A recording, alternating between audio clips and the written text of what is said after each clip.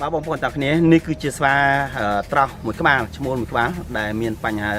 ជាប់អន្ទាក់ដៃបាទដោយសាររឹបបាទដោយសំទោសដៃឆ្វេង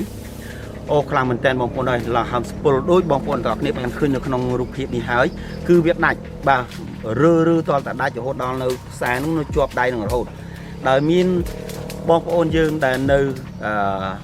ជើងភ្នំបាទជួរភ្នំផ្លូវឡើងភ្នំបូកគោនេះបានផ្ដល់ព័ត៌មានហើយឲ្យខាងអង្គការគាំពារសត្វព្រៃកម្ពុជាដែលហៅកាត់ថា CWC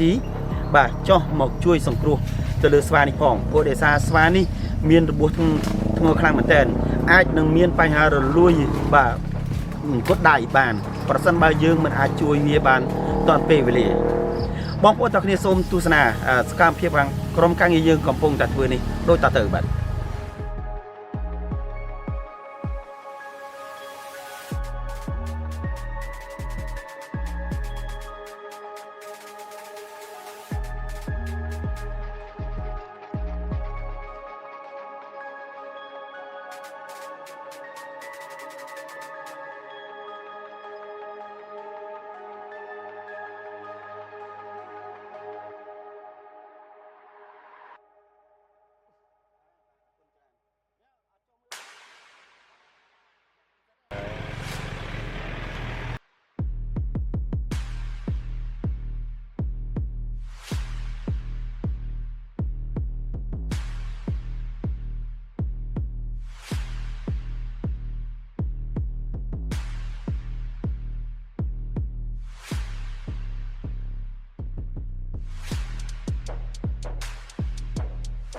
ហើយក្នុងពេលនោះដែរគឺខ្ញុំបានធ្វើដំណើរបន្តនៅពេលដែលខ្ញុំមើលស្វាផ្សេងជាច្រើនទៀតនៅតាមផ្លូវបាទឃើញ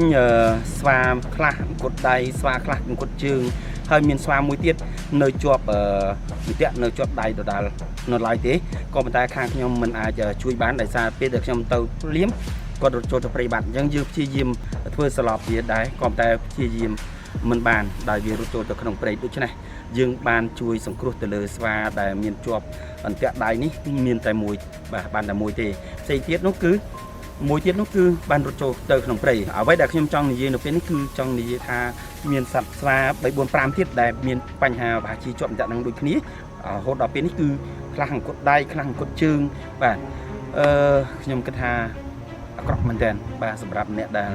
ដាក់អន្ទាក់នេះគឺជាបាបកម្មអាក្រក់ណាស់ដែលធ្វើឲ្យសត្វទាំងនេះពិការដៃពិការជើង